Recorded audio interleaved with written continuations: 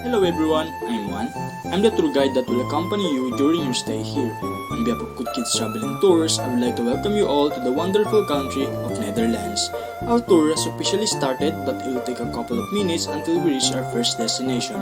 Right now, I'd like to familiarize you with the area and discuss some brief safety precautions, starting with asking for your cooperations to remain seated until we reach our first destination, and that you not eat or drink while on the bus. Second, always keep in mind to put your trash in proper disposal. Third, don't leave your things unattended. And lastly, never leave or go far from the group. And that's it. If you have any questions or concerns, feel free to ask me. We are now on the way to our first destination. But before that, let me tell you some details about this extremely diverse country. First of all, the country is located in northwestern Europe along the North Sea, bordered by Germany and Belgium. The country has two capitals, Amsterdam, the largest city and the economic hub of the country, and the home to the Royal Palace.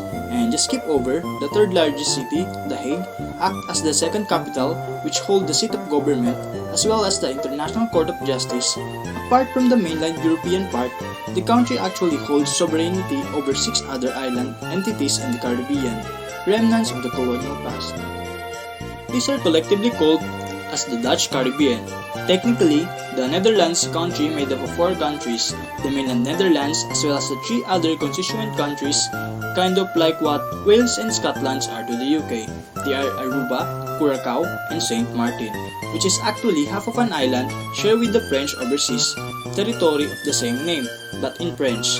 This means that this one island is the only area which the Netherlands technically borders France. These guys hold a high level of autonomy. They can have their own constitutions and currency. Otherwise, the remaining 3 islands are the Bonaire, Saint Eustatius, and Little Saba, which by the way has the shortest airport runway in the world. These 3 fall under the title of special municipalities and do not belong to any province. They are directly controlled by the Dutch government. Moving on from the geography of the Netherlands, this country uses Dutch as their national language. But worry not because English language is not a problem to them. The currency that they use here is Euro. The current king of Netherlands is Willem Alexander. The Netherlands flag features the 3 bands of color, red on the top, white in the middle, and blue on the bottom. The top red band represents bravery, strength, and valor. The white stripe in the middle stands for honesty and peace, and the blue band on the bottom symbolizes loyalty, justice, and vigilance. Aside from the details I have mentioned, I also want to share some mind-blowing facts that make this country unique. The Dutch turned carrots orange. For centuries, almost all carrots were yellow, white, or purple. However, in the 17th century, most of these crunchy vegetables turned orange. Amazingly, the transformation was purely political.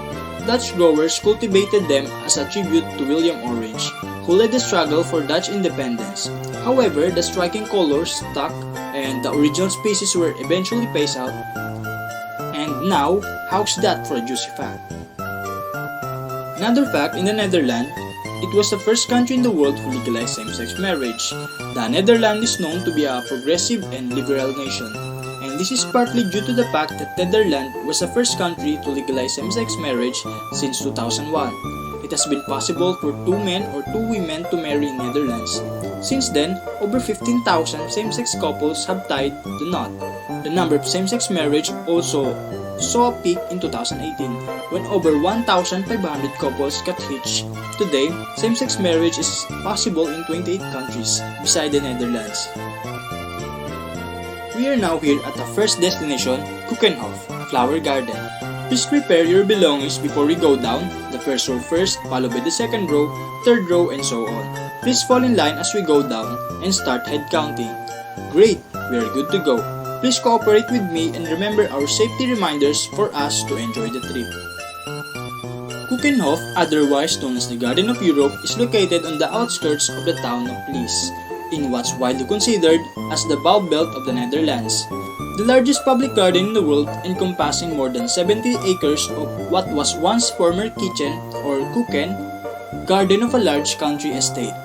Keukenhof displays more than 700 varieties of tulips which are at their height in April and May. But thanks to its massive commercial hothouses, the displays continues almost year-round. In this, you'll see endless rows of flowering tulips along with thousand hyacinths, crocuses, and daffodils. Another fun fact tourist, Netherlands produces the 80% of the world's tulips and over a half of the world cut flower exporter. Alright, so gather up everyone. I hope that you all enjoyed our first destination. We are now coming up to our next destination. Now, here on our second stop, we have the Kinderdijk. Kinderdijk is a beautiful landscape of empty marshes and waterways near the city of Rotterdam. To drain the excess water from the polders, which are situated below sea levels, 19 windmills were built here around 1740.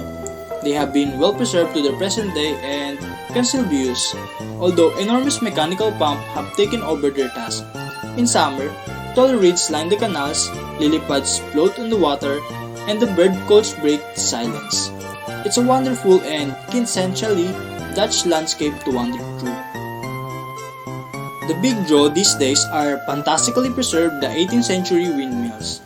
Now, UNESCO World Heritage Sites, the 19 Kinderdijk windmills built between 1722 and 1761 are the largest surviving concentration of windmills in Netherlands. Originally used to drain fenlands, these majestic buildings with their impressive 92-foot sails are open to the public from April to October, including the special mill days when the sails are set in motion. Tourists, are you all ready to experience our last activity and the highlight of our tour? So don't miss out on this chance, and I ensure that this trip will be a worthwhile. I welcome you all to Amsterdam, one of Europe's most popular tourist destinations. Amsterdam is widely known for its party atmosphere, cannabis practice, and the red light district. With over 1,500 fabulous monumental buildings and just as many bridges, visitors to Amsterdam spend much of their time exploring the eccentricities and the marvelous museum dotting the 60 miles of canal across the city. It is the city where Anne Frank kept her famous diary, so visiting the house where she wrote it is a must. This Venice of the North is also a city of creative art, beginning with the Rijksmuseum, home to a great European masterpieces, Rembrandt's house, and the more modern Van Gogh Museum. While the Prinsgracht area is one of the best places for shopping, gallery viewing, pub crawling, and checking out the unique coffee shops in Amsterdam. Take a break from sightseeing to tour and sample Holland's beer at the Heineken Brewery. I know you're all hungry after a long exhausting day. Now, this is your chance to enjoy and taste some of the famous dishes here in Netherlands. Tourists, this dish is called herring. Herring is a type of a raw but ripened fish that you can find in streets, stands all across the country.